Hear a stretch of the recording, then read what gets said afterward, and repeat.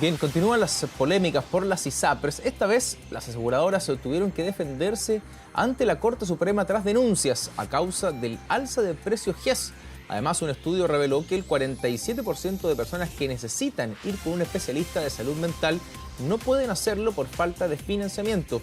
Para profundizar sobre este tema, estamos junto a Arturo Valenzuela, abogado del equipo Defensa Deudores. Arturo, ¿cómo estás? Muy buenos días. Y parto preguntándote por esta situación, ¿no? Que muchas veces desconocemos, los que estamos afiliados a los seguros privados de salud, sobre las coberturas, particularmente en salud mental, que en general, en el papelito, ¿no?, que viene con los porcentajes de cobertura, es menor a una consulta médica tradicional. Hola Dani, buenos días. Sí, efectivamente, la consulta, los planes anteriores al año 2021 tenían lo que se llamaban las restringidas ciertas patologías y que eran básicamente referidas a salud mental entendiendo esto el psiquiatra y el psicólogo básicamente. Y sí, tienen una cobertura restringida en los planes anteriores al año 2021. Es así como el 11 de mayo del año 2021 se publica la ley 21.331 que equipara justamente las coberturas de salud mental a las coberturas de la salud física. Y como tú muy bien lo decías recientemente, una consulta por salud física, a mí voy a la primera consulta, me mandan a hacer los exámenes, me hago los exámenes, voy a la segunda consulta, me dicen haga este tratamiento, listo, se acabó, tomo los remedios. En las consultas de salud mental no, son consultas de largo aliento, no, son tratamientos de largo aliento. Entonces, cada vez que yo consulto al psiquiatra o al psicólogo, lo hago por lo menos unas 4 o 5 veces, ya con 8 veces que voy al doctor se me acabó la cobertura. Entonces, los tratamientos de salud mental quedan truncos. Las personas no logran salir adelante con sus tratamientos de salud mental y por cierto que después de la cuarentena, la pandemia de los años anteriores, mucha gente quedó con trastornos psicológicos que necesitan de este tratamiento. Es así como las licencias han aumentado, las licencias de salud mental han aumentado drásticamente. 2 de cada 3 licencias de salud mental, o sea, de trabajadores, son por salud mental. Arturo, y ahí con este cambio legal, ¿qué debiese ver yo en mi plan de ISAPRE? ¿Modificado aquel porcentaje? ¿Debiese ser igual necesariamente? Y si no es así, ¿cómo puedo modificar aquella situación? Efectivamente, las ISAPRES, hay algunas ISAPRES nuevas que han salido al mercado últimamente y que ellos no tienen distingo en la salud ambulatoria, ellos solamente le ponen salud ambulatoria y en eso está cubierto la salud mental y la salud física. Los planes anteriores al año 2021 deberían cambiar, modificarse sin cambiar los valores, porque la ley establece que tienen que tener las mismas coberturas, no dice que tienen que cambiar los valores, es decir, si yo voy al ISAPRE y le digo, oiga, ¿sabe qué? Según la ley 21.331, usted me tiene que equiparar el plan, no subir el plan, sino que aumentar las coberturas en el fondo, equiparar la cobertura a salud física. Si no lo están haciendo, ustedes pueden recurrir a nosotros, el equipo de defensa, en donde nosotros podemos hacer la defensa a través de un recurso de protección para que las cortes de apelaciones obliguen a la ISAPRE, que no está dando cumplimiento a ello, para que cumpla con la normativa, que es lo que hemos estado haciendo y nos hemos convertido de esta manera en el principal estudio jurídico en la defensa de los derechos de los cotizantes de ISAPRE. Y eso está siendo hoy día muy demandado por los afiliados. Es quizás uno de los puntos que más han requerido estas modificaciones que quizás quedaron desactualizadas en el tiempo, que bueno, uno entiende que de mutuo propio debes hacerlo la compañía, pero a veces, bueno, lamentablemente no ocurre, lo hemos visto con otro tipo de situaciones. ¿Es hoy día un punto crítico en el sistema decir de que hay una baja actualización de los planes? La verdad que las ISAPRE, lo hemos visto con los recursos de protección en general y con el fallo de la Corte del Tribunal Constitucional cuando ordenó eliminar la tabla de factores de riesgo, las ISAPRE de modo propio no lo hacen, no cambian. Ellos desde el 2010 que debieron haber cambiado las tablas de factores de riesgo y aquí estamos con los supremazos de noviembre del año pasado y eventualmente con un supremazo del GES para ver cómo se resuelven este tipo de cosas porque las ISAPRE no lo hacen solas. Tienen que ir uno y recurrir a tribunales para poder, a través de un recurso de protección, solicitarle a la ISAPRE que lo haga. Y yo insto a todos aquellos que en sus planes de salud no lo están haciendo, lo hagan con nosotros para poder regularizar esta falla o falta en que están incurriendo algunas ISAPRE. Estos puntos en particular son situaciones de largo aliento a nivel judicial, porque eso también desalienta a muchas personas cuando dicen, bueno, ¿para qué voy a hacer este tema si me va a costar X cantidad de dinero, va a ser algo largo y que finalmente no va a resolver o no va a llegar a puerto? ¿Cuánto demora esto, entendiendo que tú lo mencionabas, porque hay una demanda creciente de judicialización de este tema, por ende, me imagino que también la lista de espera es alta? Mira, a mí te voy a tocar dos temas respecto de eso. Uno es, respondiendo directamente a tu pregunta, esto va a variar según las cortes, porque las cortes pequeñas resuelven súper rápido los recursos de protección. Te digo, Arica, Iquique, Antofagasta, Coyhaique, que los resuelven en un mes. Podrían ser un poco más. Pero las cortes grandes como Valparaíso, Santiago, Concepción, San Miguel, se pueden demorar 8 meses en resolver los recursos de protección. Pero eso es por la cantidad de gente que hay en su territorio jurisdiccional. Pero básicamente yo te diría que es algo que se puede resolver bastante rápido. Ahora, no hacerlo porque va a ser muy caro, la verdad que los precios respecto de esto, lo que cobramos nosotros, por ejemplo, no son altos, son precios súper pagables, en donde la gente va a obtener un beneficio, en el caso de la salud mental, que se paga solo, porque en realidad ir a un psiquiatra cuesta 70.000 pesos, por lo bajo. Nuestros recursos cuestan mucho menos que eso, entonces lo que obtiene la persona es obtiene el beneficio de que le pongan el plan de la misma forma como es el plan de salud física, en la misma cobertura, digamos, y hecha esta cobertura, la persona puede ir a los tratamientos para poder sanarse mentalmente. Entonces, es mejor siempre hacerlo. Siempre es mejor hacerlo porque para que le hagan los planes como corresponde cada una de las ISAPRES. Importante aquello, además de que, como tú lo mencionabas, hay nuevos actores en el mercado que eventualmente ya vienen con esto regularizado por la normativa vigente, por ende también el llamado a los afiliados es a poder cotizar, ¿no? A poder moverse, no sentirse cautivo, ¿no? Muchas veces por las aseguradoras privadas de salud que en general generan ciertas dificultades para irse moviendo de un prestador a otro. Así es. Arturo, y sobre lo que ocurre en general, ¿no? Con este sistema, tú lo mencionabas, con este fallo de la Corte Suprema, que tiene en tela de juicio todavía lo que va a ocurrir finalmente con las aseguradoras privadas de salud por esta deuda del cambio de factores.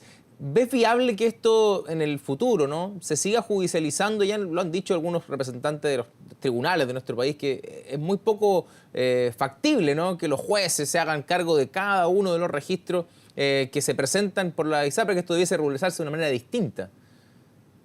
Lo que pasa es que ese era el segundo tema que quería tocar contigo, porque encuentro como peyorativo decir judicializar. Resulta que el recurso de protección es una herramienta que nos entrega la Constitución, o sea, que nos entrega para defender nuestros derechos constitucionales. Los contratos de ISAPRE no son contratos meramente entre privados, son contratos que se rigen por normas de orden público, y es por eso que este recurso, las ISAPRES nosotros podemos ocupar esta herramienta. A mayor abundamiento, tú puedes ver que del universo de personas que hay en la ISAPRE, y que lo vamos a redondear solamente en 3 millones porque ha bajado en el tiempo, se han ido personas desde la salud privada a la seguridad, a FONASA, pero si lo ponemos en 3 millones, las personas que recurren no alcanzan ni el 10%, o sea, hay un 90% de personas que no hacen nada. Entonces, decir que se están judicializando como que si fueran muchas personas, eso no es correcto. La verdad es que el monto de personas que recurren, que ocupan la herramienta judicial, jurídica, para defender sus derechos son súper pocos. Y cuando personas de gobierno dicen que quieren dejar de judicializar, para mí es quitarle la herramienta que tienen los cotizantes, en el caso de la ISAPRE, para poder defender sus derechos. Entonces, no me parece justo que digan uno judicializar porque lo dicen de manera peyorativa, como si eso fuera algo malo, y eso es lo que nosotros tenemos como ciudadanos para defendernos. Y segundo, los tribunales es su obligación. Ellos no me pueden decir, no, que tengo mucha pega, lo siento. Es así. Es lo que pasa con tribunales, en los tribunales de garantía, que tienen mucho trabajo, sí, y los tribunales de garantía no se quejan de que tienen mucho trabajo, ellos solamente hacen su trabajo, su pega, para eso están. Entonces, decir que se está judicializando mucho por parte de tribunales, me parece que es decir, oye, pucha, ¿sabes qué? Voy a bajar un poco mi volumen. Yo no lo he escuchado de tribunales decir que ellos tienen mucho trabajo. Sí he escuchado mucho de la ISAPRE decir que le estamos dando mucho trabajo a la ISAPRE, como si ellos fueran están dando mucho trabajo a tribunales, como si ellos fueran parte del Poder Judicial. Ellos no se preocupen del Poder Judicial, no se preocupen si se judicializa o no se judicializa mucho. Ellos tienen que preocuparse de hacer bien la pega, como muy bien lo hacen los tribunales. Ellos tienen que hacer también su pega de ajustar los planes, de los factores de riesgo tienen que dejarlos como corresponde, la plata que ellos cobraron de más durante todo ese tiempo tienen que devolverla como lo devolverán, ellos tienen que ya empezar a hacer eso. O sea, si ellos desde el 2010 saben que están cobrando de más, me parece poco feliz decir que no tienen plata ahora para devolver una plata que ellos fueron cobrando de más a los clientes sabiendo que no tenían que cobrar esa plata, por ejemplo. La acción más recurrente, Arturo, es cuando se adecuan los planes, ¿no? El costo. En general, una vez que llega esta carta de adecuación, finalmente viene el proceso más común. ¿Es lo más común hoy día? Lo que pasa es que los recursos de protección, o sea, uno lo que recurre son de 3 ítems dentro de tu plan de salud. El plan de salud se descompone en el valor del plan base, en el factor de riesgo, que eufemísticamente la ISAPRES le llaman el factor familiar, pero es un factor de riesgo, y luego en los valores del GES, que esos se actualizan cada 3 años. Entonces, esos son los más comunes. Luego vienen los recursos de protección por hijos menores de 2 años, que la Corte Suprema, de hecho, en el Supremazo de noviembre del año pasado, lo dijo claro, los niños de 2 años no deben ser cobrados hasta que cumplan 2 años. Lo dice en su considerando, de hecho, el considerando número 5 de una de las sentencias que emitió en noviembre del año 2022. Entonces, ese también es un recurso de protección que nosotros presentamos también el recurso de salud mental, entonces son varios. Los más conocidos, los más famosos, por decirlo de alguna manera, son efectivamente el recurso de protección por alza del valor del plan base, que ese se hace año a año. Ya, o sea, eso es lo más además expedito de hacer, ¿no? Para precisamente zanjar esa duda, ¿no? Que muchas personas que no lo hacen, dices tú, bueno, no los 3 millones de afiliados lo hacen, sino que hay un grupo menor. Es algo que no requiere una preparación jurídica alta, ¿no? Se puede realizar de forma expedita. Todos los recursos de protección tienen la misma tramitación. A ver, los recursos de protección de ISAPRE, de hecho, dentro de la tramitación en tribunales, tiene incluso un código especial porque lo tramitan de manera especial. Pero una vez que tú recurres en contra de la ISAPRE, todos tienen la misma tramitación, exactamente la misma tramitación, y todos se demoran relativamente lo mismo. Ya, o sea, debiesen tener una intervención sencilla en ese sentido para el afiliado. Estoy hablando para la gente que dice, bueno, no lo voy a hacer porque es muy complejo. Es algo que se puede hacer y está a la mano, y como lo dices tú, es una de las herramientas, quizás la única, ¿no?, que tienen los afiliados para poder defenderse en torno a situaciones que dicen, bueno, están vulnerando aquí mis derechos y garantías como afiliado a este seguro privado de salud en este caso. Efectivamente, es más, es una vulneración no solamente de mis derechos como cotizante, son mis derechos constitucionales. Esa es la importancia que tiene esta acción constitucional en contra de la ISAPRE, cuando la ISAPRE vulnera nuestros derechos como cotizantes, porque son, como te decía, son contratos que se rigen por normas de orden público. ¿Sí? Ahí es donde radica todo lo importante de esto. Yo quiero dejar claro una cosa. Yo estimo que como mecanismo, la salud ISAPRE es un muy buen mecanismo en la letra. Si el tema es que las personas son las que van vulnerando estos procesos en donde debieron dejar de cobrar y siguieron cobrando. Eso no lo dice la norma, eso lo dice una persona natural, que dice, no, sigamos cobrando, no actualicemos los planes, no hagamos. Entonces son las personas, no la letra, no es la ley la que está mal hecha. Hay mucha inacción en la industria.